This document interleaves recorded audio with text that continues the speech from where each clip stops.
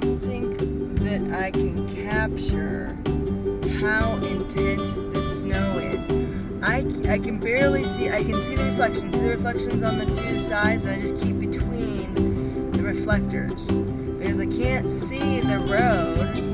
I can barely see the tracks of the guy in front of me. It's not as bad right this second as it has been, because at least I can see both reflectors at the same time.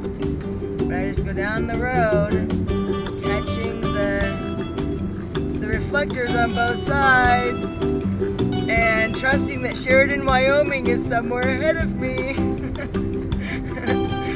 Oh my goodness sakes. Can you see this mess? Can you see this mess? How messy it is. Can you catch a grasp of that?